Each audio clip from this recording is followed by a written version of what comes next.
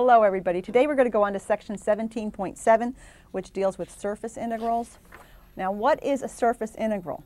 If you have a surface, all right, what we're going to do is we're going to break up our surface into a bunch of little pieces, delta S, and then when you're integrating over some surface of some function f of x, y, z, ds, what you're doing is you take each of your little delta s's, maybe like right here I have a delta s right here. I find out what that surface area is. I pick one arbitrary point on that surface. That's what I called Pij, because maybe this is delta Sij. You follow? It's a little piece. I evaluate the function f at that point, and then multiply it times what that area of that surface is, and then sum up all of your delta s's. And of course, what we're going to do is we're going to let our delta s's go to 0. So that's what a surface integral is. When you're integrating over some surface of f of x, y, z, ds, you break up your surface into little delta s's, into little pieces. Each little surface subpiece, you figure out what that surface area is, evaluate your function f of x, y, z at one token point in that delta s region. So you'll take your function evaluated at that point times your area, and then we're going to sum up over, as j goes from 1 to, this is really j goes to 1 to m is what it should be, and n goes to, I goes from 1 to n, and let that go to infinity. Now today, of course, we're not going to be using these sort of like Riemann sums to find our surface area. We're going to be able to use the calculus. So remember, back when we learned how to take the surface area of a surface, we did it two ways. If our surface was given in the form of z equals f of x, y, we had the option of using the square root of 1 plus fx squared plus fy squared dA. And if our surface was given parametrically by r, which is a function of u and v, is equal to something in terms of u and v times I plus something in terms of u and v times j plus something in terms of u and v times k, we learned that to get our surface area, we could go what the magnitude of the vector is of ru cross rv dA. Okay, because coming back, remember, if I looked at this little surface here, this little vector right here could be like the partial of r with respect to u times du. And this little vector right here could be the partial of r with respect to v dv. And remember, when you take the cross product of that, you get a vector that's perpendicular to both. But when you take the magnitude of that cross product, partial of r with respect to u du crossed with partial of r with respect to v dv, the magnitude of that gave you the area of this parallelogram. Aha! So this actually gave you your little dA. And notice, since du and dv are scalars, you could factor them out.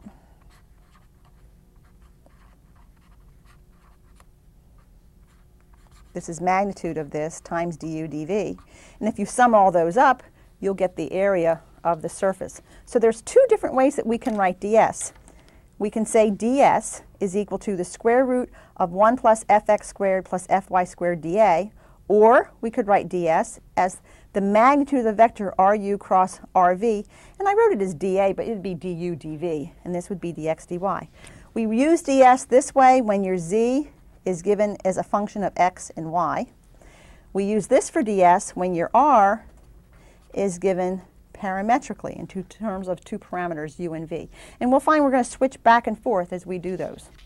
Okay, so in general, since ds can be written as the square root of 1 plus fx squared plus fy squared dA. We use that when z is a function of x and y. So you're going to go f of x, y, z is in terms of x and y, times this piece right here is your ds, or you're going to have f of, and for x, y, and z, you're going to replace it with your surface, r of uv, and this is your ds right here, which is ru cross rv dA. So the big thing to remember is there's two ways to write your ds, either this way or this way. This way if z is getting a function of x and y, and this way if r is given as a function parametrically in terms of u and v. Now let me also mention something else. We're going to have some problems where you might not have z given in terms of x and y for your surface. Maybe you have x in terms of y and z. That's a possibility, all right? Now, if that happens, you could write your ds. Notice this is a capital S for surface. You use a lowercase s for arc length. That would be the square root of 1 plus the partial of g with respect to y squared plus the partial of g with respect to z squared times dy dz. That's what your s would be. Or maybe, instead of having z in terms of x and y, or x in terms of y and z, maybe you have your y in terms of x and z for your surface equation. In that case, your ds would be square root of 1 plus partial of h with respect to x squared plus partial of h with respect to y squared times dx dz. And then lastly, you might very well, if you have the shell of a cylinder, the lateral area of a cylinder, you have to do parametrically for your surface. Then you're going to use r as a function of u and v, and we'll use our ds as the magnitude of ru cross rv times du dv. Let's do some examples. I think that might help. So the first one that we want to do is evaluate the surface integral, the integral over s of xy ds, where s is the triangular region with vertices 1, 0, 0, 0, 2, 0, and 0, 0, 2. All right, now first of all, let's see what the surface looks like. All right, and then we have to decide what equation can we get for the surface? How can we represent it? Are we going to represent it as z in terms of x and y, x in terms of y and z, or do we have to do it parametrically? Well, first of all, it's a plane, or it's part of a plane. Now, my part of my plane is going through 1, 0, 0, which is right here,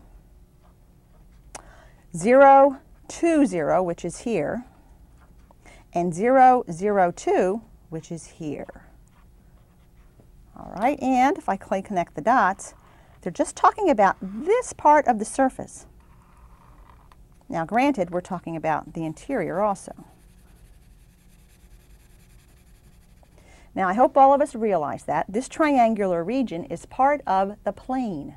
So our equation for the surface is going to be the equation for the plane, except we're going to limit. I'm probably going to do my integration in terms of x and y. When we do our limits of integration, we're going to do it limiting what x and y need to be so that I just get this part of the plane and not the whole plane that goes on to infinity.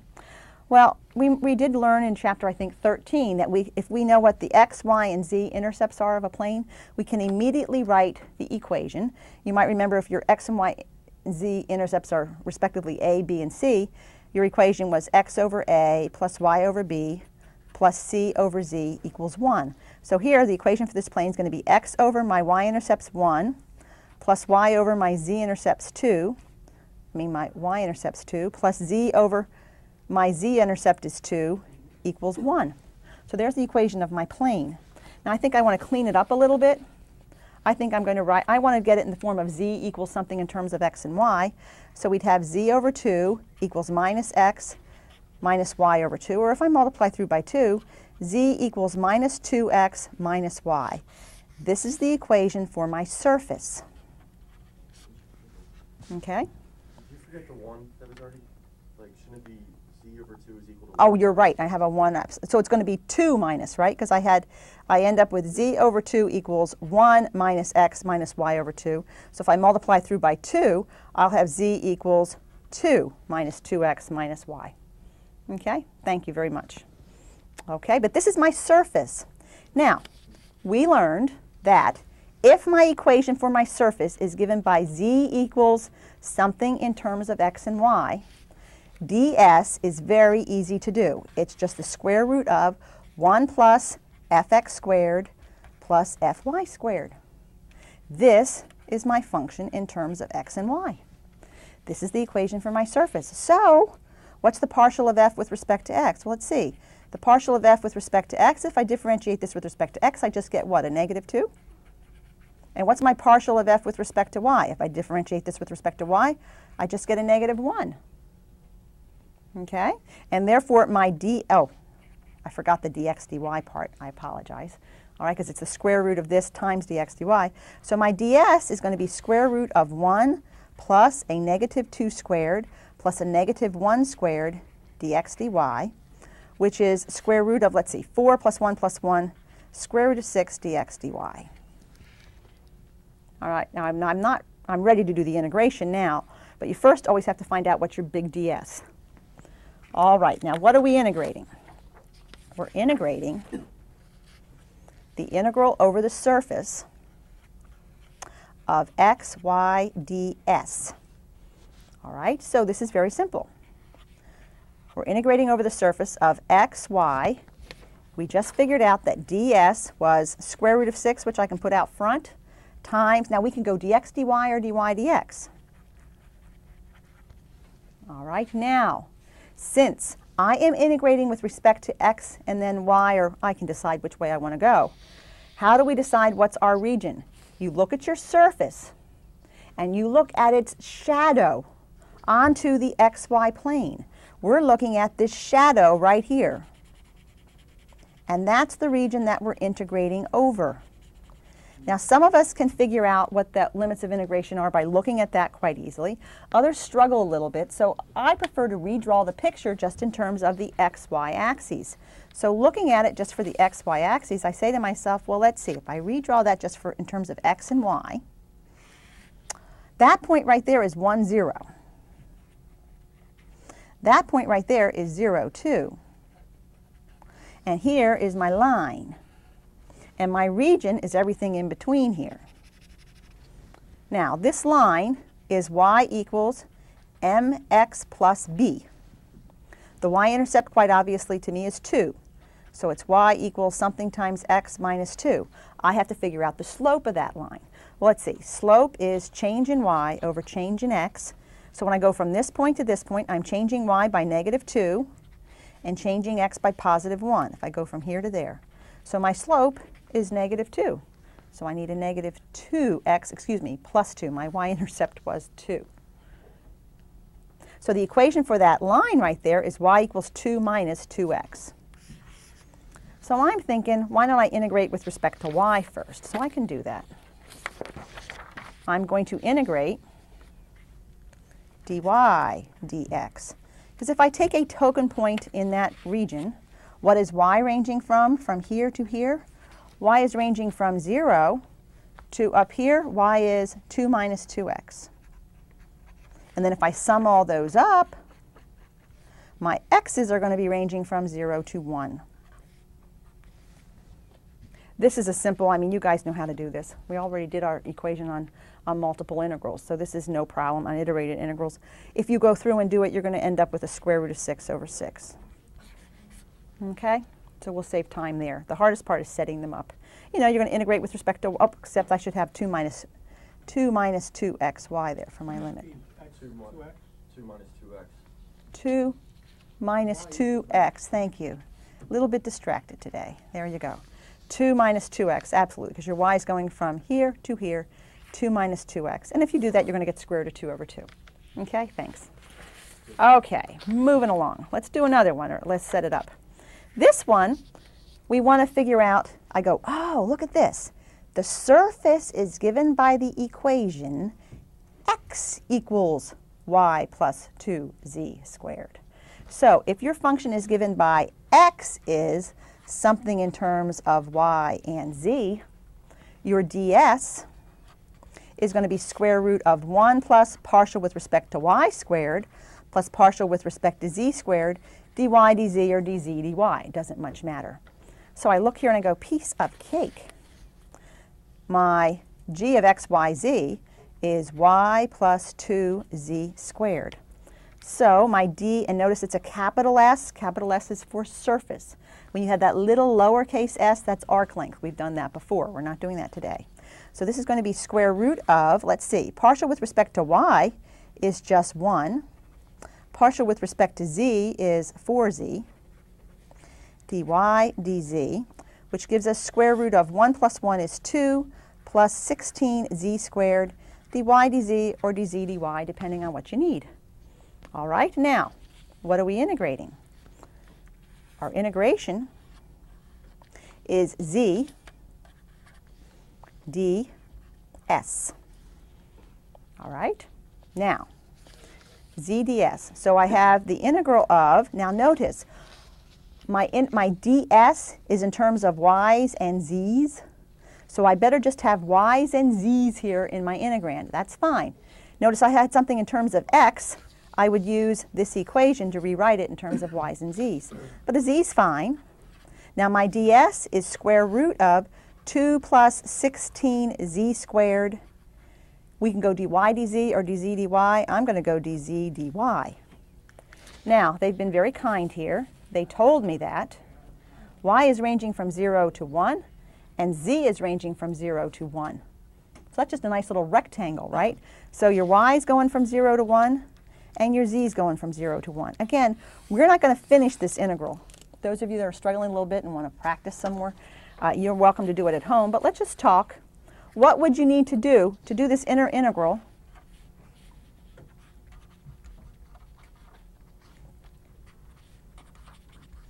How are we going to do it? Use substitution. At this point, you're like, get on already, Mrs. Strocko.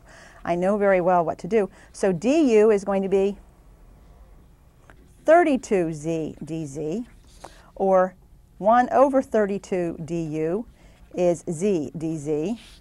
And therefore, this integral would end up being integral from 0 to 1. Well, this is as z goes from 0 to z goes to 1 of u to the 1/2, and for z dz, I replace it with 1 over 32 du, and you guys can take it from there. Okay? When you finish it, that inner integral turns out to be I got 1 over 48, 18 root 18 minus 2 root 2, you know, and then you've got to simplify that square root. And then when you do the final integral, you end up with, and notice, square root of 18 you can write as 3 root 2, and you end up with 1 over 48. 18 times 3 is 54 root 2 minus 2 root 2, which is, oh, this has a root 2 here yet. So this is going to give me 52 root 2 over 48. And let's see, we can reduce that to 13/12. And then when you do the outer integral, it's just going from 0 to 1 dy. It just turns out to be a 1, and you end up with this as your answer. Okay, the most important thing is for us to practice setting them up today. Next one, let's look at this one. Now, read this.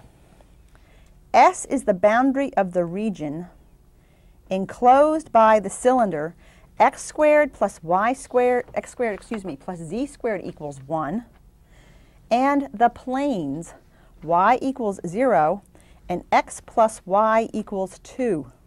Now the most important thing is with this problem, sometimes your surfaces are single piece surfaces. Sometimes your surfaces are really solids, and you've got sides and tops and bottoms to worry about. That's what this one is, and this is probably the hardest one that we're going to do today. Let's picture what this surface looks like. Okay, looking at this surface, notice it's bounded by x squared plus z squared equals 1. Well, how do I draw the cylinder? X squared plus z squared equals 1. I draw the circle, x squared plus z squared equals 1 in the xz plane. That's over here.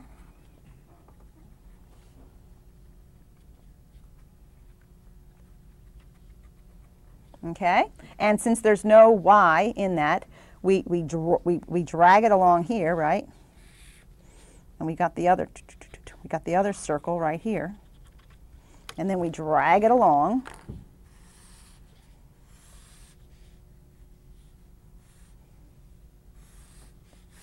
And there's your cylinder. Okay, and it goes forever. Now, where's the plane y equals 0? Where's that? Y equals 0 is the xz plane, right? Y equals 0 is back here. It's this circle here. That's your face. Okay, so we're using the cylinder, but we're going to use this circle that's in the xz plane as the, so that's the one end.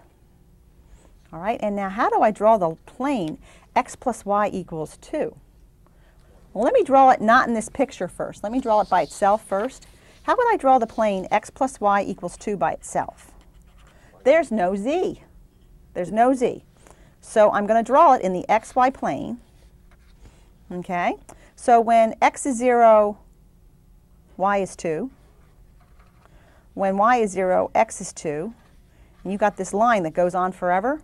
But since there's no z there, we drag it along, right? And it's this plane that's perpendicular to the xy plane. And it goes up and it also goes down. Now I'm going over here. How can I draw that here? Well, let's see. This is the circle. X squared plus z squared equals 1, right? So this is 1. So if I'm drawing this line here in the xy plane, it crosses the x-axis at 2, right here. It crosses the y-axis at 2, maybe right here. And you're notice this plane goes on forever. Can you picture it when it comes down and it cuts that cylinder? It's maybe around right here, it's going to hit it, and then it's going to cut it. Think of it like, you know, at Christmas time maybe, your mom buys those Pillsbury cookies that come in a tube. You with me? Think about the tube. The tube's coming around like this, and I'm slicing it like this. Think about the face that you're going to get. You're going to get like this cockeyed ellipse, you know, an ellipse that's sort of like on an angle. That's what we're going to have here. We're going to get the face that I cut it is going to be, that's going to happen when I cut down with the plane x plus y equals 2. So what happens with my surface here is, I don't really like my picture too good. Let me draw it again, because I have it really cut a little bit too soon there. We have this wonderful cylinder that goes on forever, like that, all right? And we have it coming along like this. The one face is this circle, which is no problem. And then we have this other plane that we're cutting it down, and when we cut it, let me move it around like this, and that's your other face. And that other face I'm going to call x plus y equals 2. Now, unfortunately, since they want me to find the integral over the boundary of the region enclosed by this and this, our surface has 3 pieces.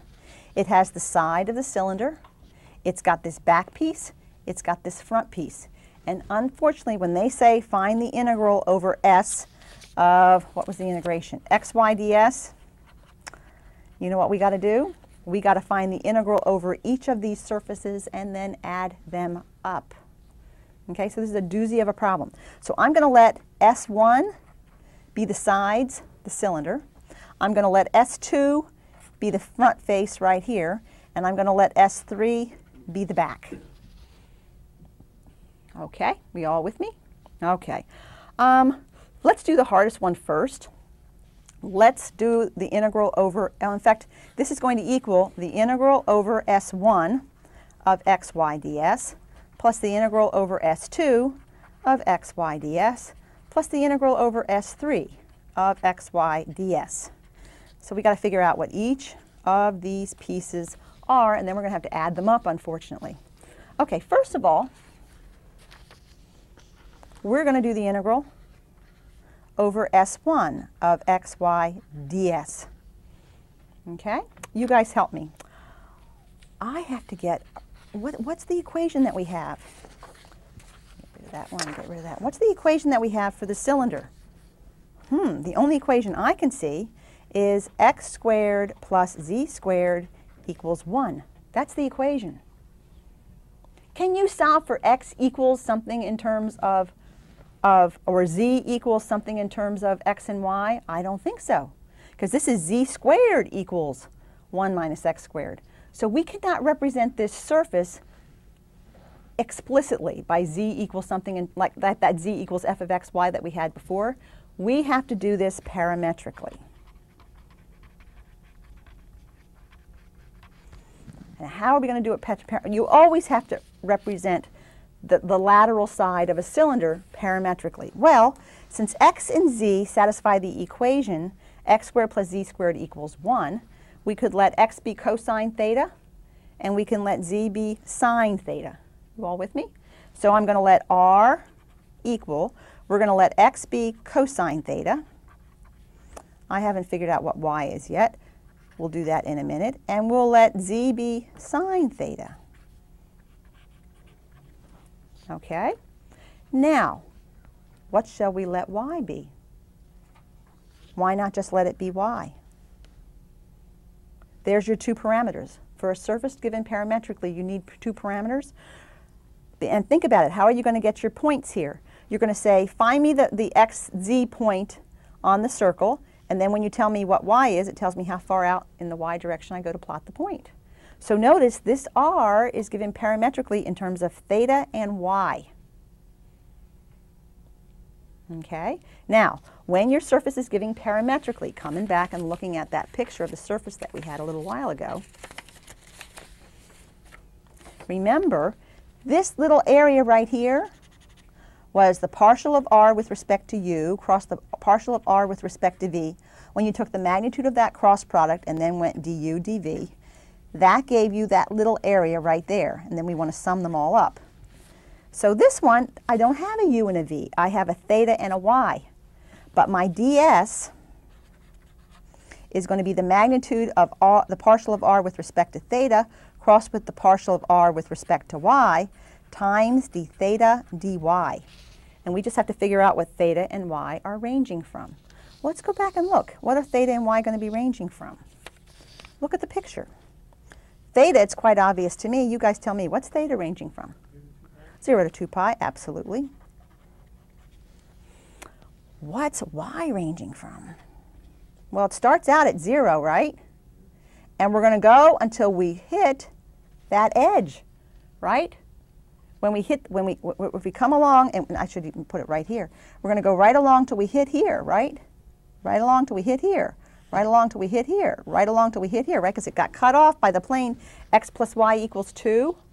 Well, if that got cut off by the plane x plus y equals 2, then y ends at 2 minus x. But since x is given by cosine theta, we're going to have y range from 0 to 2 minus x. But since x is given by cosine theta, we can write it as from 0 to 2 minus cosine theta. Everybody with me? Okay. All right. Now, unfortunately, or fortunately, since ds is r theta cross ry, we got to figure out a cross product here. All right. So to figure out r theta cross ry, we have to go I, j, k. All right. My second row is going to be the partial of r with respect to theta. Notice I have 1, 2, 3 components. The partial of cosine theta with respect to theta is minus sine theta. The partial of y with respect to theta is 0.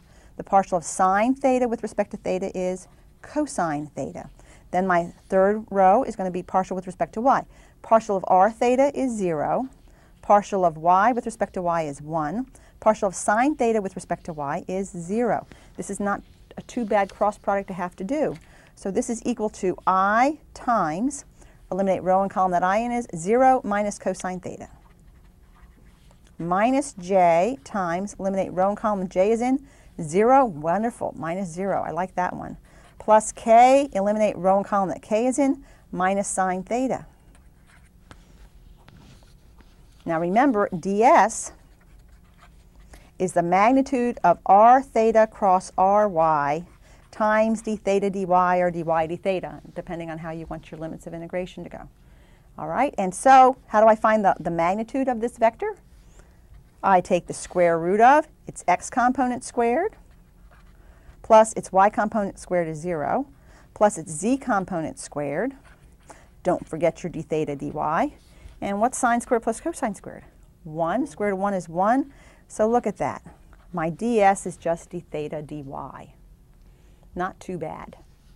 All right. Now, are we finished? No. We got to come back here, and we're integrating over, and this is just over S1 at this point. Okay. It's x, y, ds. Now notice, parametrically, what's my surface given by? X is given by cosine theta. So where I see x, I replace it with cosine theta. Y is just y. We figured out d theta dy, that ds was just d theta dy, but I'm going to write it as dy d theta. And the reason is my limits of integration for y were from 0 to 2 minus cosine theta. Y was ranging from 0 to 2 minus cosine theta, and theta is just going from 0 to 2 pi. Okay? All right, now, that inner integral,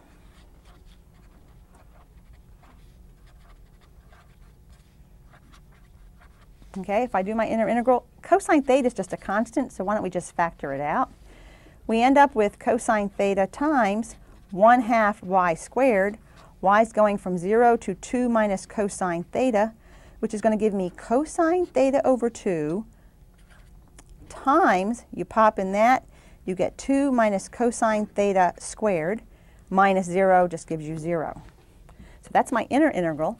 Now I have to do the outer integral, which is the integral from 0 to 2 pi of cosine theta over 2 times 2 minus cosine theta squared, d theta.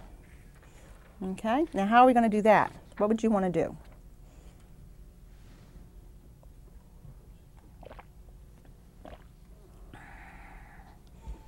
How do you want to do it? You can do parts of it. I think I'd multiply the sucker out, guys. That 1/2, you can factor him out. So you have cosine theta times, you FOIL that out, you're going to have 2 squared is 4 minus minus 4 cosine theta plus cosine squared theta d theta. You multiply that out some more. You're going to have 4 cosine theta minus 4 cosine squared theta plus cosine cubed theta, d theta. Okay, now this is not a lesson on integration, so let's just talk about the different parts.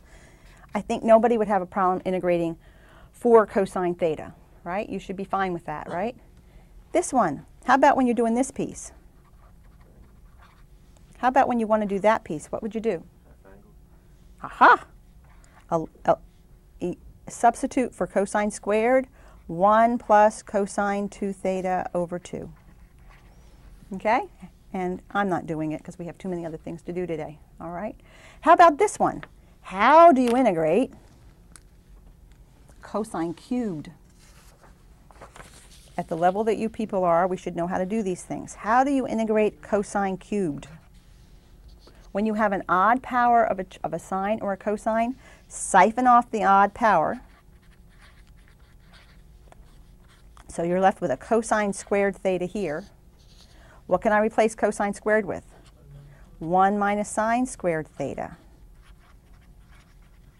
And you can do a lovely u substitution. If you let u be sine theta, du is cosine theta d theta.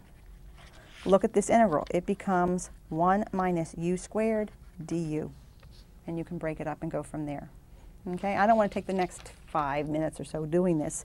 If we go through and do this integration of, you know, all of that, finding this, finding that, finding that, we're going to end up with minus 2 pi for our one solution. So coming back here, when we set up our integral, I said we had to go over the first surface, second surface, well, really the sides. This is the sides, this is the top, and this is the bottom. We got this answer right here is minus 2 pi. Now we got to figure out what's the integral over S2 and what's the integral over S3. So let's do the integral over S2 now.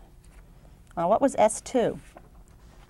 S2 was this lateral side right here.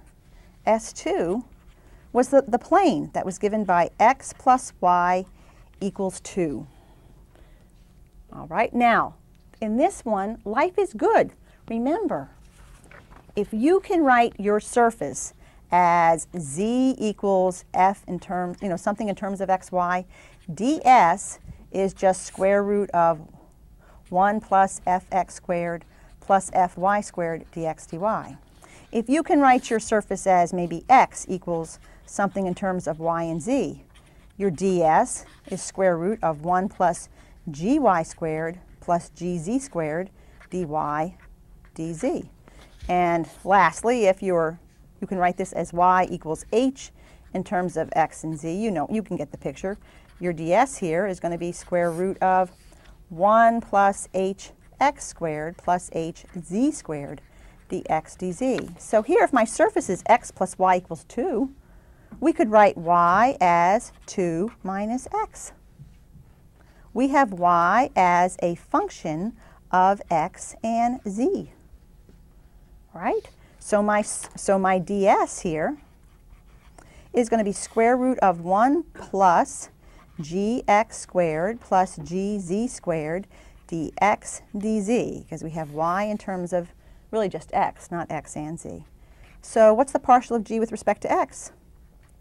Negative 1. What's the partial of g with respect to z? 0. dx dz, so ds is just square root of 2 dx dz. Okay, now we're ready to do our integration. So let me put this on the side. And the integral that I wanted to do, let me go back and find out what it is. Oh, it's just xy ds. All right, the integral that we want to do, we're integrating over S2 of xy ds. And remember, the surface was given by y equals 2 minus x. Now notice, people, here, ds turned out to be square root of 2 dx dz. This means everything has to be in terms of x's and z's. The problem is I've got this stinking y here. But we're integrating over the plane. Y equals 2 minus x. So where I see y, I can take it out, and I can replace it with 2 minus x. You with me? So we're going to be integrating x times 2 minus x times, I'll pop the square root of 2 over here, dx dz or dz dx. Now we just have to figure out, though, what are my limits of integration here? Now remember, let's go back and look at the surface. We take the shadow of our surface onto the xz plane. That's how we figure out our limits of integration. Now coming back here, look at this, people. What's the shadow of this part that I'm finding the surface area, or I'm doing my surface integral of, onto the xy plane? It's that circle, isn't it? Its shadow is on the xz plane. It's that circle. X squared plus z squared equals 1. You're taking the shadow of this onto the xz plane because that's what we're integrating over. Well, how would you want to do that integral over that circle? I think I'm going to do it as an r d theta. So what you're going to do, I think if I'm integrating over over that circle, I'm going to let x be r cosine theta, y be r sine theta, and dx dz is going to be r dr d theta. So this becomes the square root of 2 of where I see x, put r cosine theta, where I see x, put r cosine theta, where I see dx dz, I'll put r dr d theta. And what's r ranging from? From 0 to 1. And what's theta ranging from? From 0 to 2 pi. Where do you see z when you want to... Say this again? Never mind. You okay? Yeah. Now, you know, I'm not going to do this. If you multiply this out, you're going to end up with a cosine squared. A cosine squared, when you have a cosine squared in your integration, you replace it with 1 plus cosine 2 theta over 2. That's the only thing that's going to make this interesting. Other than that, it's, you know, it gets a little bit tedious. If you have a TI 92 or a TI 89, you know, pop them in and see if you get the right answer in the back of the book. But if we do this, we get a minus pi over 4 times square root of 2. So that's just the integral over S2. So I have here minus pi over 4 root 2. Now, fortunately or unfortunately, we have a third integral to do, the integral of S3. And you have to do this when you have a solid that has multiple surfaces. Okay. All right, now the good news is, who can tell me for S3, what's the equation of that surface? Y equals 0. Well, people, if we're integrating over S3, x, y, ds, and you just told me y was 0, if y is 0, what's that integral going to be? 0. Right? Because y was 0. On this surface, your y-coordinate is 0, so there's no sense for me to, I mean, we could get the ds and all that, but there's no sense for me to do it because as soon as I plug in y equals 0 for that surface into my equation here, I'm going to get 0. So therefore, my final answer is just going to be minus 2 pi minus pi over 4 root 2 when you add the integral over S1 plus the integral of S2. Good news is that's the hardest one we're going to do today. Okay. Let me clean this up and we'll go on to the next one. All right, let's look at this one. I like this one. Looking at it, we want to figure out the integral of x squared plus y squared plus z squared ds. Again, this is a surface that has multiple pieces. S consists of the cylinder, x squared plus y squared equals 9. Between the planes, z equals 0 and z equals, this should be z equals 2, together with its top and bottom discs. Okay, now let's see if we can draw that. Okay, if we go to draw it, x squared plus y squared equals 9. I think everybody knows what that looks like. What does it look like?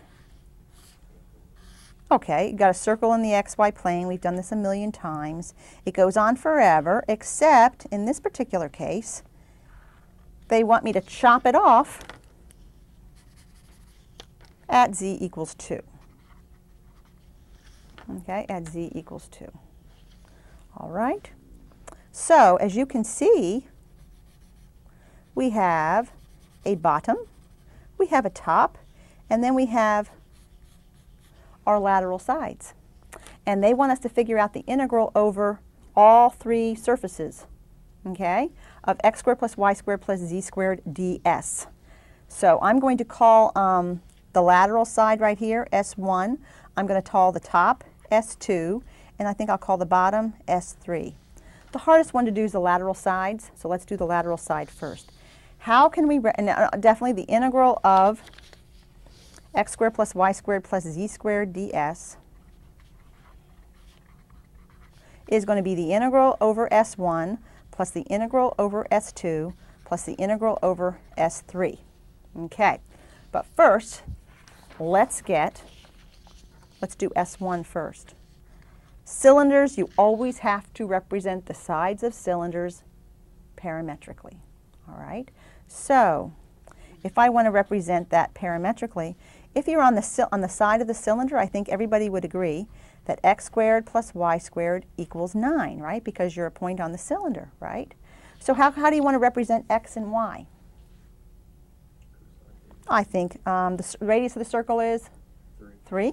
So it's going to be x equals 3 cosine theta and y equals 3 sine theta. And we can just let z be z. Because z is how far you go up. You know, you find your point on the circle and then z is the height. Notice our r here is going to be 3 cosine theta I plus 3 sine theta j plus z times k. Now, what's theta ranging from? 0 to 2 pi. What's z ranging from? 0 to 2. All right, now unfortunately or fortunately, when your equation is given parametrically, your ds is given by the magnitude of the partial of r with respect to theta crossed with the partial of r with respect to z times d theta dz. So when you have it parametrically, there's nothing to memorize. You got to do a cross product, which isn't the end of the world. Okay, it can just get a little tedious. Now, let's figure out what r theta cross rz is. Well, I'll go I, j, k. I'm differentiating with respect to theta, piece of cake. The partial of that with respect to theta is minus 3 sine theta. Partial of that with respect to theta is 3 cosine theta. Partial of that with respect to theta is 0. Now we're doing the partial of r with respect to z. Take the partial of that with respect to z, I have 0, 0, 1. So let's see, we get I times 3 cosine theta minus 0 minus j times minus 3 sine theta, and then you're going to go minus 0, plus k, this is good, 0 minus 0 is 0. So the magnitude of r theta cross r z is going to be the square root of the x component squared is 9 cosine squared theta. Minus a minus is a plus, square it, you get 9 sine squared theta, plus the z component squared is 0. Well, what's 9 cosine squared plus 9 sine squared? 3. Square root of 9, which is 3. So my ds is magnitude of r theta cross rz, d theta dz, is just going to be a 3 d theta dz. Now I'm ready to do my integration. First you had to find out what that ds is, but now we're ready to do our integration. So I'm going to go to the integral. What was the integral that we wanted to do? You sort of tend to forget. All right, we're integrating over S1, and we're doing the integral over S1 of x squared plus y squared plus z squared, and we just figured out ds was 3, and we can go d theta dz or dz d theta, doesn't matter. Okay, now, notice we replaced ds with this, but since r is giving parametrically, I replace x with this, y with this, and z with z. Because you see, we're saying x equals 3 cosine theta, y equals 3 sine theta, and z equals z. So putting that in, I get x squared, that's going to be 9 cosine squared. Y squared is going to be 9 sine squared. Z squared is just going to be z squared times 3 d theta dz. Now I can do d theta dz because theta was just ranging from 0 to 2 pi, and z is just ranging from 0 to 2. Everybody should realize cosine squared plus sine squared is 1, so this just reduces to a 9, and so I can factor out my 3 here. So I just have the integral from 0 to 2, integral from 0 to 2 pi of 9 plus z squared d theta dz. That's a pretty easy integral to do, all right? So I'm not going to do it. You can practice. You will get 1/24 pi. And that's the hardest one. All right, so coming back here, we said we had the integral over the 3 surfaces. We got the first baby cakes to be 1/24 pi. Okay, now what do we have to do next? You guys tell me. We got to integrate over the other 2 surfaces, right?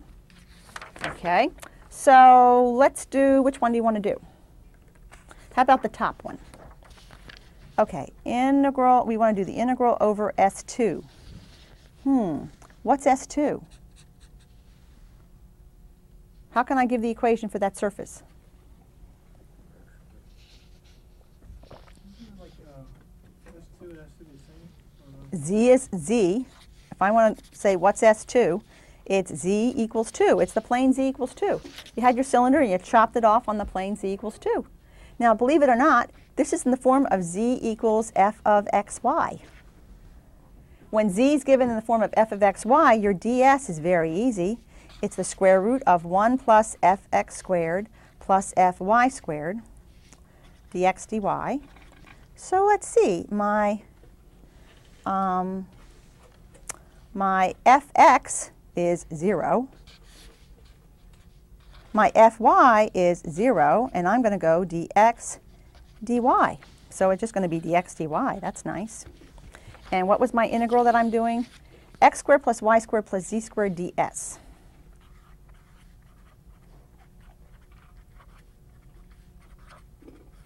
We just figured out ds is dx dy. Okay, now, what's your surface? Notice, 2 things we have to worry about when we do these surface integrals. What are my limits of integration? Okay, and also, the equation's done in terms of x's and y's, so what should I have here? Only x's and y's. What's my surface? My surface was z equals 2. So where I see 2, I can replace it with 2 squared. So I'm integrating really x squared plus y squared plus 4 dx dy. Now, over what region am I integrating? take the shadow of my surface onto the xy plane. Let's go back. What's the shadow of my surface onto the xy plane going to look like? It's going to look like a circle. Sure, it's the circle x squared plus y squared equals 9, right? So we're integrating over that circle. Well, guys, we've done this a million times. When you're integrating over a circle, you're going to use what coordinates? Polar, for sure. So we're going to replace r squared with x squared plus y squared. We're going to replace dx dy with r dr d theta. And this integral over S2 is going to be r squared plus 4 r dr d theta. What's r ranging from? 0 to, it's a circle of radius 3. And theta is going from 0 to 2 pi. I don't think you need me to go through and do that one. I did that one a little while ago, and I got 153 over 2 times pi for my S2. All right, so coming back here, we're going to have 153 over 2 times pi. Now, unfortunately, we have to do the last one. Okay, doing the last one. S3, what's the equation for S3? Now, people get confused. The thing is, that surface includes that whole plane in the xy plane. Well, in the xy plane, the equation is given by z equals, z equals 0. So you have z equals f of xy, where f of xy is just 0. So your ds is very simple. It's the square root of 1 plus fx squared plus fy squared dx dy, which is going to give me square root of 1 plus 0 plus 0, which is 1 dx dy. And we're integrating over S3 of, the integrand was x squared plus y squared plus z squared dx dy. But on that surface, z is 0, so I can plug a 0 in here for z. And I say, well, gee, what's my limits of integration here? Well, if I take the shadow of this onto the xy plane, I'm still getting the circle x squared plus y squared equals 9. So we're still going to be integrating over polar coordinates. So I'm going to change x squared plus y squared to r squared, replace the x to y with the r dr d theta. What's r ranging from? From 0 to 3. What's theta going from? From 0 to 2 pi. This is a fairly easy integral to do. And if you do it, you're going to end up with 81 pi over 2. And if I take that and put it in here and add those up and do a little bit of arithmetic, we'll get 241 pi. Okay? Any questions? All right. Just got that one. Okay. This one. I toyed with not doing it, but I really want to do it, and let me tell you why I really want to do it. The surface that we're integrating over is a sphere. If you have a sphere, if you have a cylinder, you use cylindrical coordinates. If you have a sphere, you want to use spherical coordinates.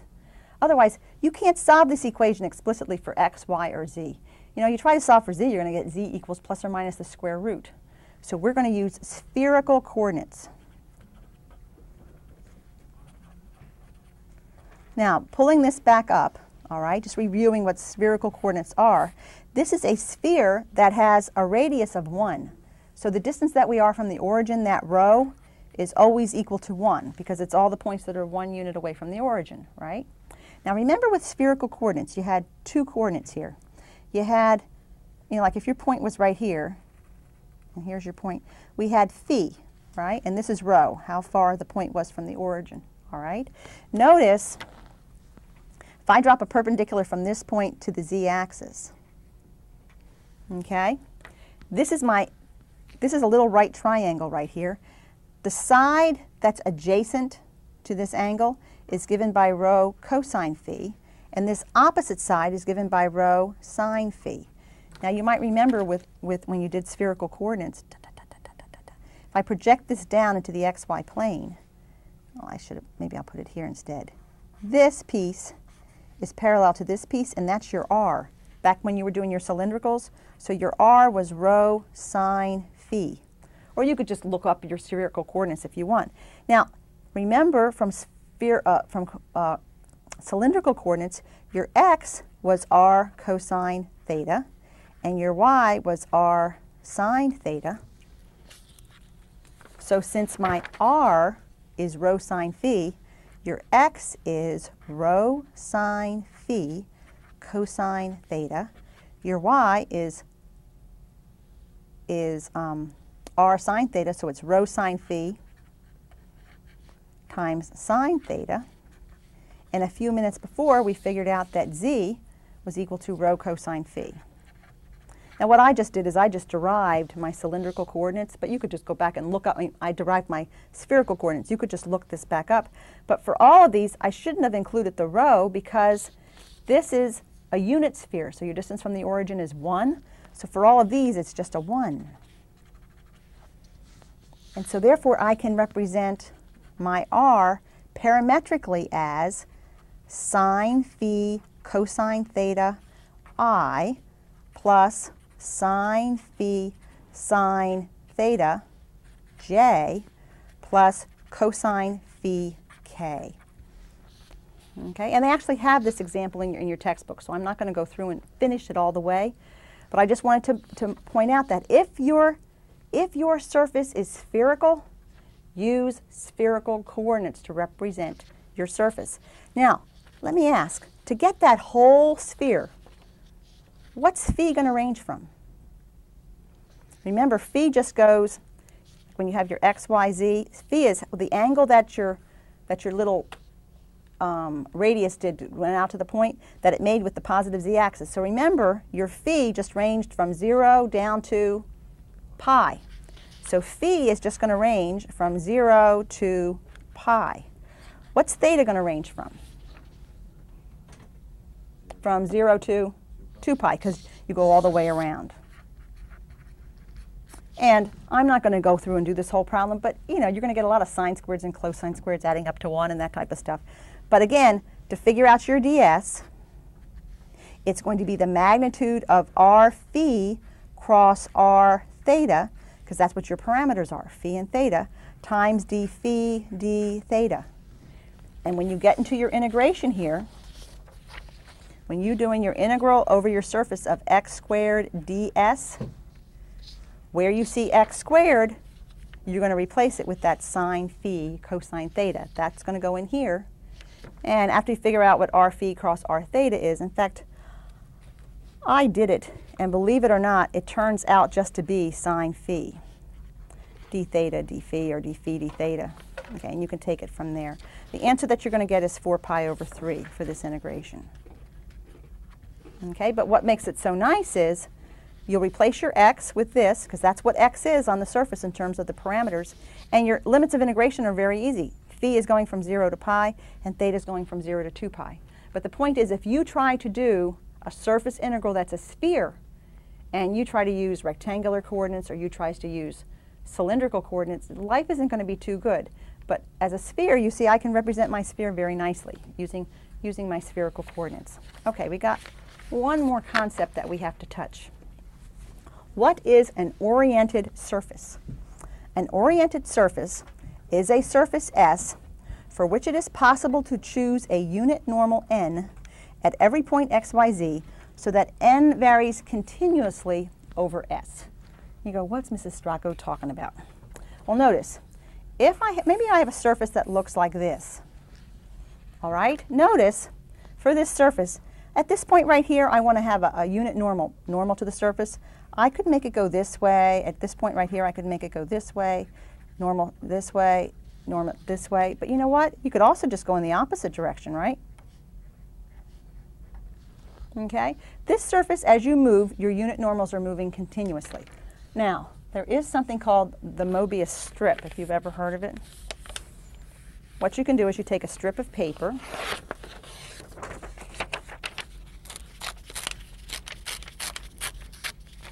and normally when I have a strip of paper, if I combined it like this, I could make my unit normals go outward.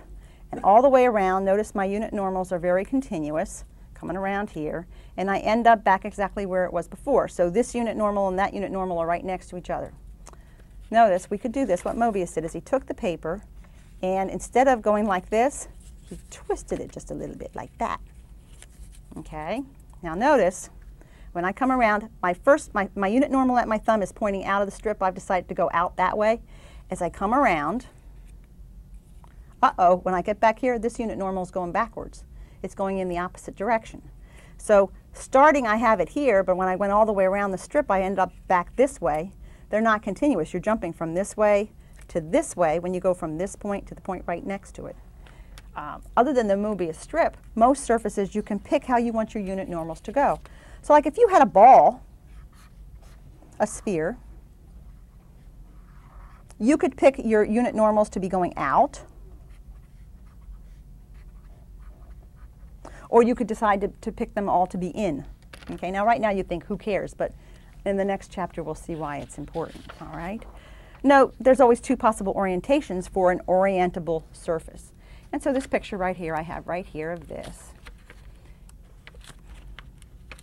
is a, you could have them going outward or you can have them going onward. Take this surface right here, my hand, I could have my unit normals coming this way, or I could pick them all going downward.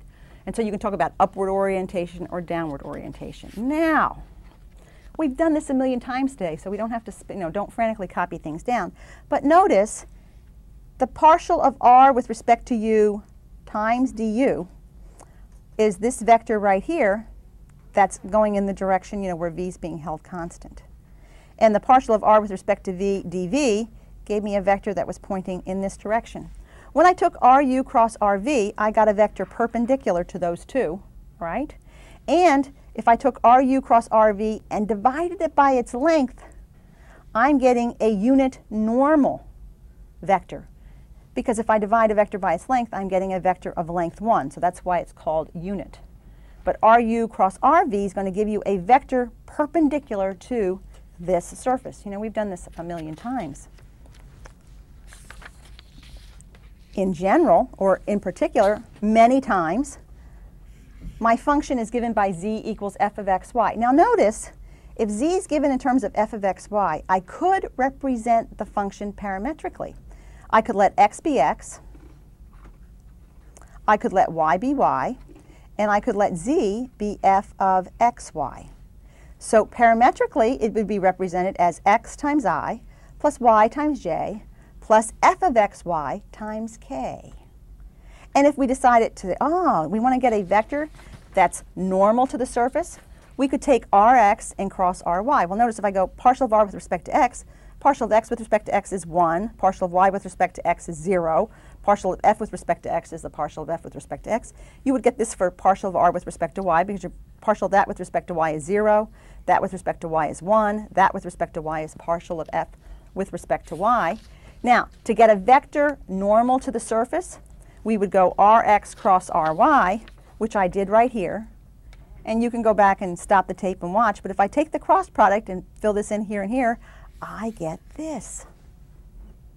So, if you have a function, if your surface is given by z equals f of xy, so the surface looks maybe something like this, and you have a point right here and you want to have a vector perpendicular to the surface, you every single time can do the ru cross rv and get a vector perpendicular, but a shortcut would be the vector that's given by minus fxi minus fyj plus k will be perpendicular. I'm going to call him v. He will be a vector perpendicular to the surface. Now what if I want a unit normal vector? I want him of length 1. What do I divide him by?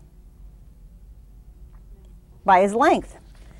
What's the length of that? So if I want to get a unit normal vector, I divide it by its length. Its length is its x component squared plus its y component squared plus its z component squared. And this will give me a representation of a vector perpendicular to the surface, but of length 1. What if this vector is pointing this way, and instead I want to have the unit normal that's pointing in the opposite direction? What will I multiply it by? -1. Good, good, good, good, good. So on this tape, I say A unit normal to the surface can be given by that. And this is when your surface is given by z equals f of xy. All right? Now, at the end of this section, they come up with this notation ds. Before, ds was just delta s, surface area. When you have a d, capital S, with an arrow above it, that stands for the unit normal times the length of that little delta surface area. Now, we figured out a few minutes ago that we could write our unit normal as minus fxi minus fyj plus k, I have to show you why this is true. Let me show you. Now watch. Let's just do it. Suppose we're given z equals f of xy. We just derived that my unit normal is given by minus fxi minus fyj plus k divided by its length. All right. What was ds given by when you had z as f of xy? It was given by square root of fx squared plus fy squared plus 1 dx dy. So if you see ds, it means the unit normal times the surface area. We just figured out that n was minus fxi minus fyj plus k over square root of fx squared plus fy squared plus 1. And ds, we got this. What do the fx squared plus fy squared plus 1's square roots do? They cancel. And look at this.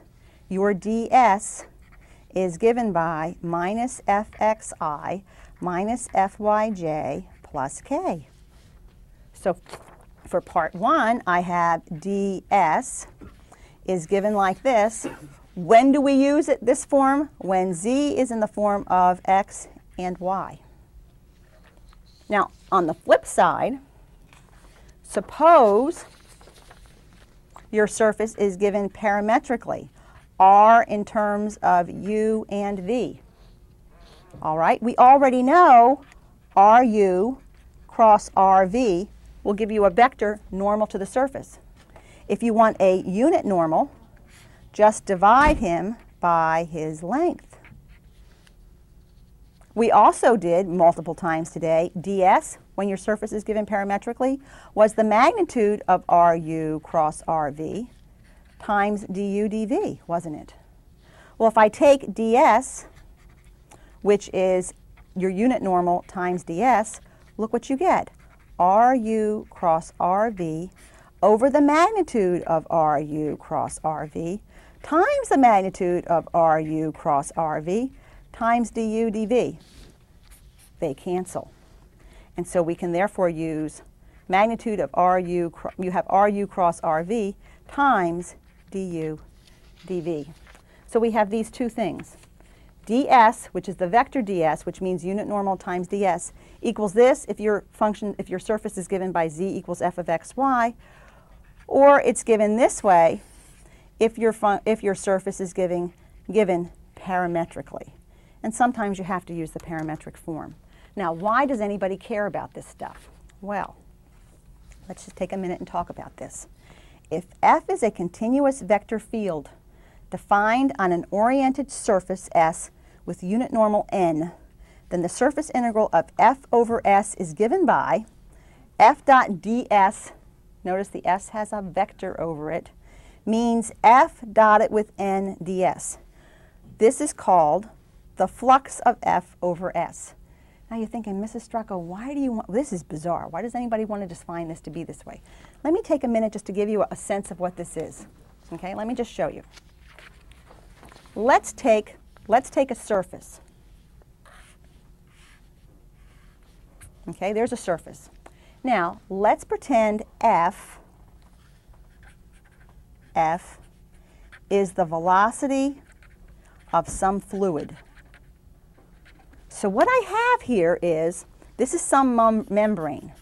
Okay, it's some membrane. And I have this fluid flowing through the membrane. And I want to know how much fluid, what's the volume flowing through that membrane per second? All right, well, let's look at 1 second. Okay, let's pretend that this velocity is given in meters per second. All right, well, remember, F is a vector, it's given magnitude, velocity per direction. So suppose, let's break this up into little delta S's. Okay, and let's just look at this one little delta S right here. All right, and suppose right at that one little delta S, let's just take an arbitrary point, and suppose the velocity is going in that direction. All right, if the length of that vector, that magnitude gives me my speed, then that length means how many meters of fluid have flowed through the membrane in 1 second. So if you think about it, you have your base right here, and then you have your base right here, and you see you have like this little rectangular piece here. You follow? You got this little rectangular box. The bottom looks like this. The top looks like this. It's a little bit cockeyed though. Okay? Now I want to figure out the volume of that. Well, the volume is equal to the area of the base times the height. Here is vector F. My area, my base, that's easy. That's ds. All right. How do I get that height? Any idea? Well, let me show you. If you take a little unit normal to the surface, which you call him n, what's the length of n? 1. What if I take f dot n? I get the length of f times the length of n times the cosine of the angle between them, right? Well, wait a second. Here's n. Here's the angle between them. If I drop a perpendicular from here to here, this is the adjacent side. That's f times the cosine of theta. So this length right here is f times cosine theta. This length is the same as f dot n. That f dot n gives me the height. So if I take f dot n ds, I am getting the volume of that fluid that has flown through there. How much fluid has flowed through that surface delta S. So f dot n ds gives me amount of fluid that has flowed in 1 second. Well, if I add up all those delta S's, what am I going to get? I'm going to get the total fluid that's flowed through that membrane. And that's why we call it the flux. How much has flowed through the membrane? Okay? How much has flowed through? Because that little f dot nds is giving me that volume of the little piece that came through that, but then we add all those up. So that's pretty neat stuff. So if you take fluid mechanics, this is something that you get real excited about. All right, so what we have to do the last few minutes today is we have to figure out how do you evaluate these integrals, f dot ds. It's easy. This is not hard. Once you get your surface integrals down, this stuff goes easy. The thing to remember is this. When you have this nds, and you got to say, oh, what am I plugging in for nds? If your surface is given in the form of z equals f of xy, then your nds is given by minus fxi minus fyj plus k dx dy. If by chance somebody's going to do x as a function of y and z, it's not any harder. Your nds, what do you think the pattern would be? You're integrating with respect to y and z, right? So the k part would be 1. And then you would have minus gyj minus gzk. And what do you think you'd be multiplying by? dy dz. If your surface is given by y equals h of xz, your nds is going to be given by Well, since you're going to be differentiating with respect to x and z, so you'd have partial with respect minus partial with respect to xi, plus j minus partial with respect to z, k, and you'd be multiplying by dx dz. And lastly, if you want to get n ds, if your surface is given parametrically, then your n ds, that's a capital S, is given by Ru crossed Rv times du dv.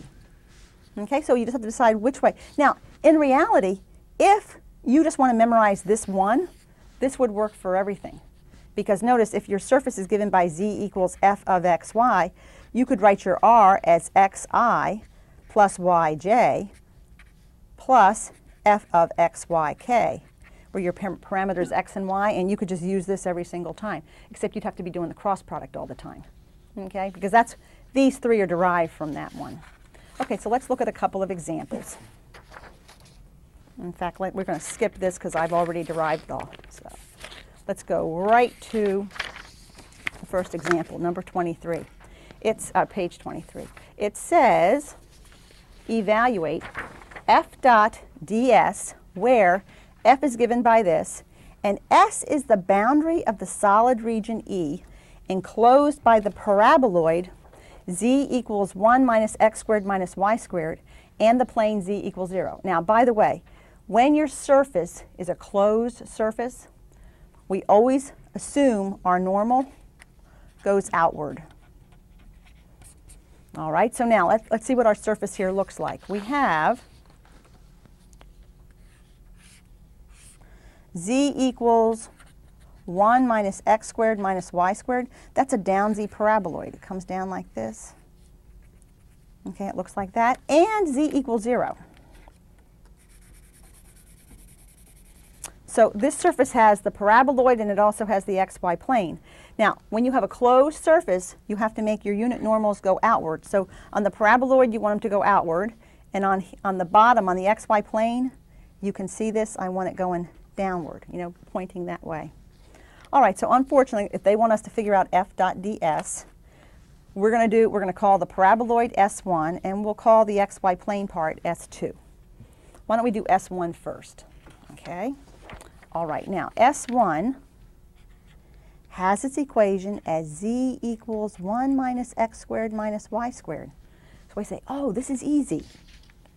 When it's given by z equals f of xy, your ds, which means n ds, is given by minus fx minus fy1 dx dy. Okay, we derived that. So what's the partial of f with respect to x? Minus 2x. So if I take the opposite of minus 2x, I get 2x. Partial of f with respect to y is minus 2y, so I get 2y1 dx dy. So that's what my ds is. Now we're integrating over s of f dotted with ds. So notice what your f is. Your f is x components y components x, z component z, and I'm dotting that with 2x, 2y, 1 dx dy. Everybody with me? You're just doing a dot product. And this is equal to the integral of y times y is 2xy, x times 2y is 2xy, z times 1 is z, dx dy. So I have 4xy plus z dx dy. Now stop. You say, what am I doing here? Let me go back and look at my picture. I'm just sort of following but not really thinking what I'm doing here. We're integrating over S1. S1 is this paraboloid. Now first of all, since I'm integrating with respect to x and y, my integrand can only have x's and y's in it. Can it have that stinking z? No. How am I going to get rid of it? Plug in one section. You'll plug in what z is in the equation.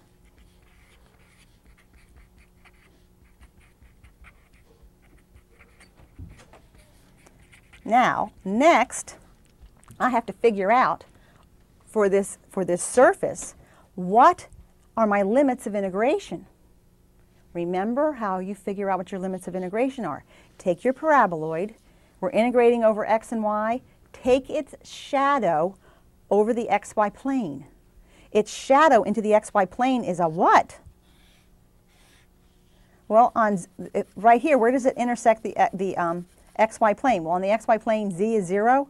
If you plug a 0 in here for z, you get the circle x squared plus y squared equals 1. Because if I put a 0 in here for z, I get 0 equals 1 minus x squared minus y squared, which gives me, if you add the x squared and the y squared, x squared plus y squared equals 1. So I'm just integrating over the circle. X squared plus y squared equals 1. So we're going to use polars. I'm going to replace x with r cosine theta. We're going to replace y with r sine theta. We're going to replace x squared plus y squared with r squared. So what you would do here is, I would have for x would be r cosine theta, y is r sine theta,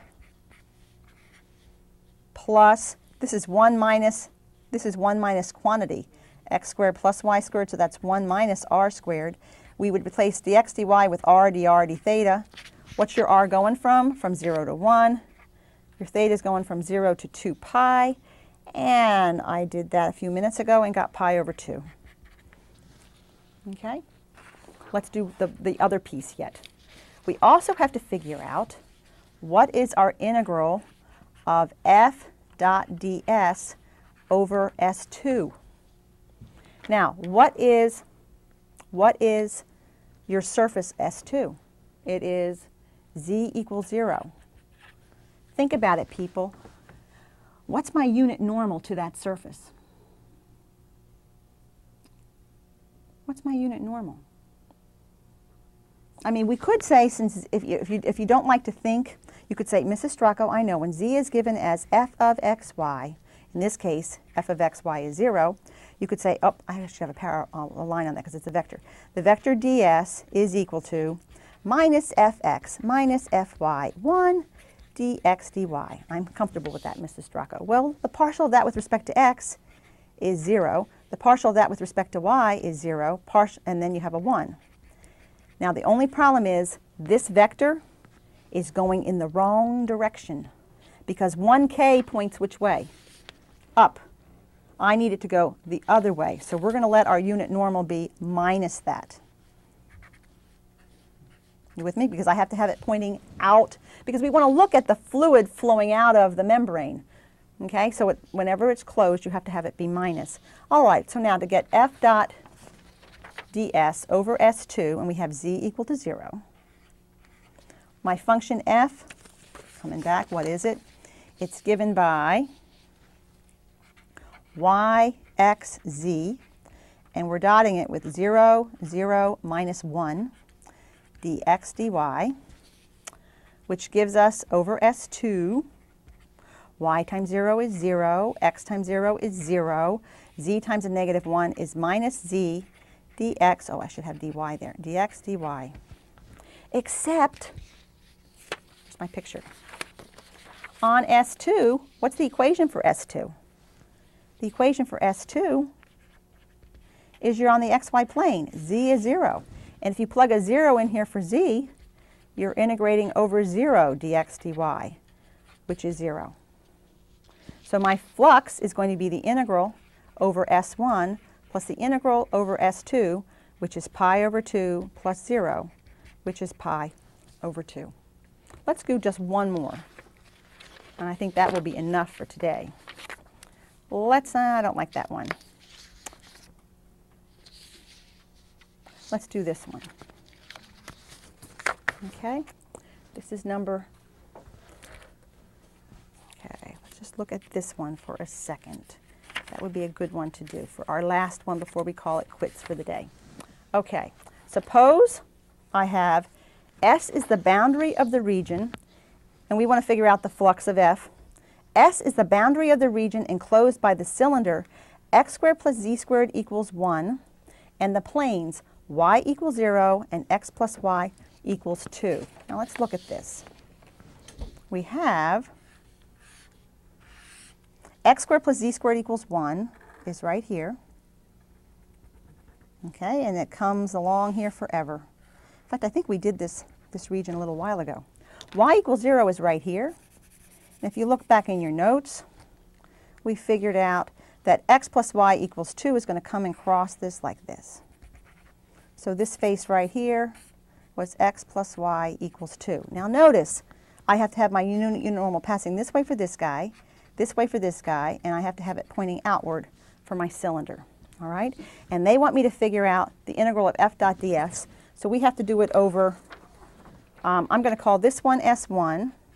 I think I'll call this side here S2, and we'll call this surface here S3. Okay, so let's go over S1 first. What's the equation for S1? You're on the xz plane. So you're going to have y equals 0. So you could say y equals 0 equals g of xz.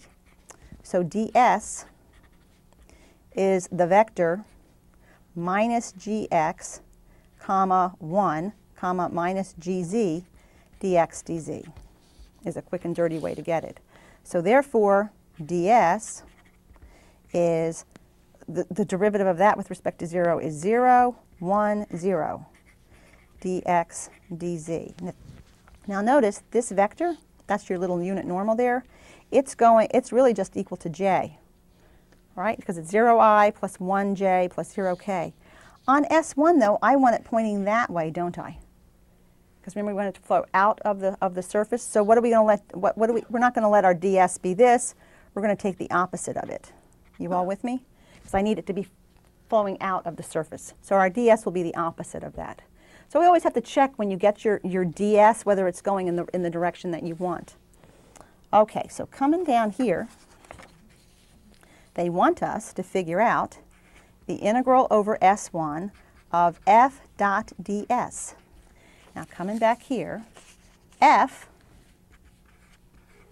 is x, y, 5, and we're dotting it with, we got ds a few minutes ago to be 0, there'll be a minus if there if I distribute it. So it's 0 minus 1, 0, dx dz. Well, if I take that dot product, I'm going to get x times 0 minus 1 times y plus 5 times 0 times dx dz. But wait a second. S had the equation y equals 0. So if y equals 0, I don't even have to worry about my limits of integration. I get a flux of 0 for that integral over S1, because y is equal to 0 on that whole surface. So far we have the integral over S1 is 0. Now we're going to figure out what's the integral over S2. Okay, let's go back and see what is S2. S2 was the lateral sides. Okay. How do you get the equation of a cylinder? Well, notice that cylinder is given by x squared plus z squared equals, I forget what it was, x squared plus z squared equals 1. So we can let x be cosine t, or theta, z be sine t, and we can just let y be y. So our r is given by cosine t I plus y times j plus sine t times k. Looking at the picture, you guys tell me, what's t ranging from?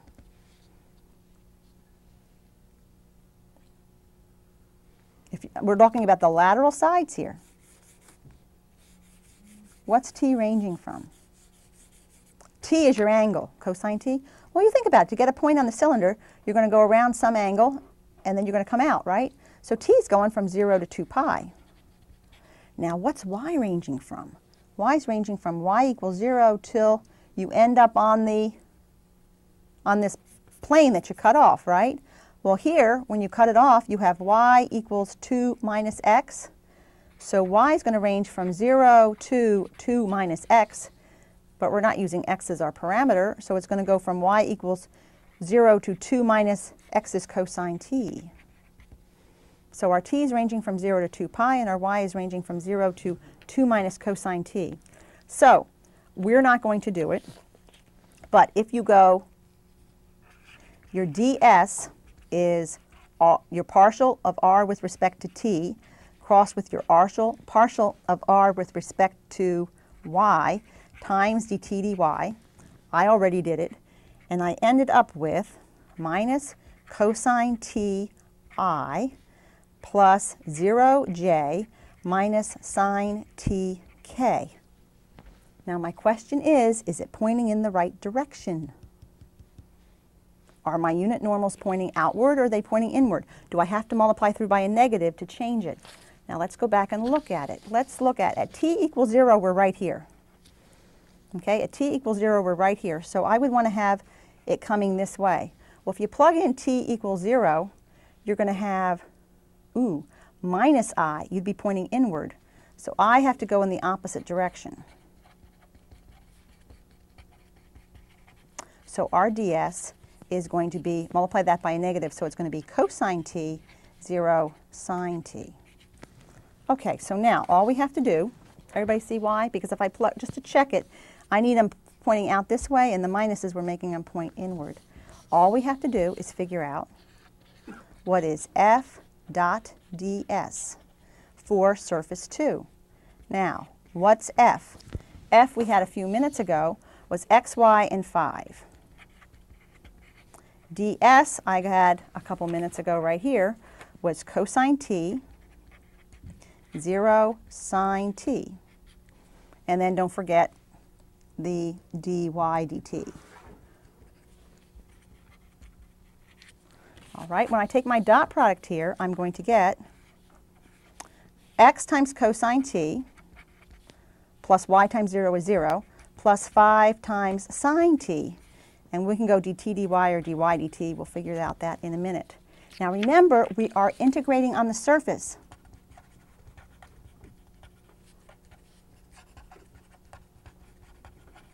So as you're integrating on the surface, where you see x, replace it with cosine t. And here we have 5 sine t. And we just have to worry about our limits of integration, where you guys helped me a few minutes ago. You said y was ranging from 0 to 2 minus cosine t, so I'll integrate with respect to y first.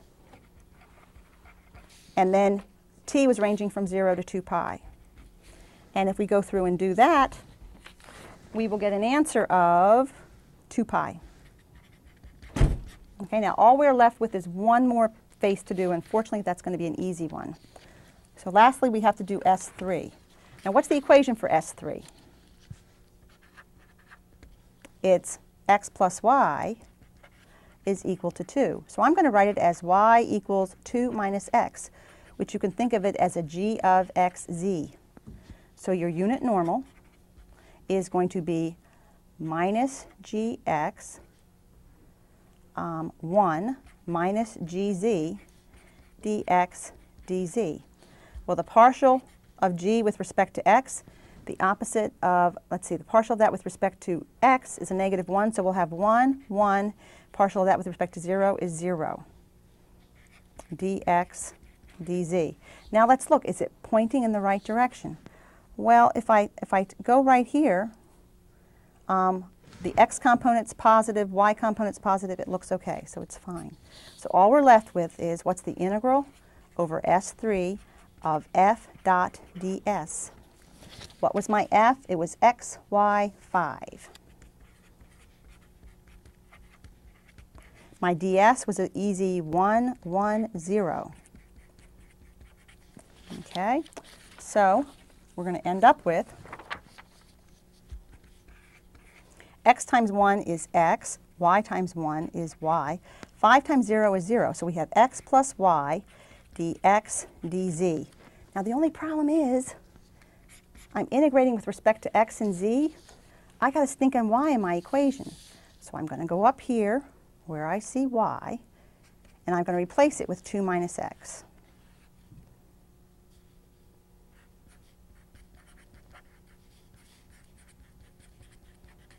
Which gives me the integral of 2 dx dz. Now, I'm thinking, oh, I've got to get what my limits of integration are. What do? You take your surface and you take its shadow. We're integrating with respect to xz, so we take our shadow onto the xz plane. All right, now if I'm going to my shadow onto the xz plane, where is the shadow? It's that circle, isn't it? So we're integrating over that circle, whose equation was given by the equation of the cylinder, which was x squared plus y squared, x squared plus z squared equals 1. So this is my shadow. So we could, if you wanted to, change it to polars, but I say why? Because if I factor out that 2, we just need to know what's the area of that, right? Because the integral of dx dz over that region is just the area of that circle, and the area of that circle is pi times its radius squared, which is 1, so we just get 2 pi. And so if you go back and you add up the integral over S1 plus the integral over S2 plus the integral over S3, you will get 4 pi. Okay? You add up those 3 that we got. What you need to do now is go back and look at the examples in the textbook. They're quite good. This is definitely the hardest problem, one in the section. I want you to look over at pages 1145 to the top of 1154, and let's do problems 5, 7, and 11 to 25, the odds. Thank you, and I'll see you next time. Bye-bye.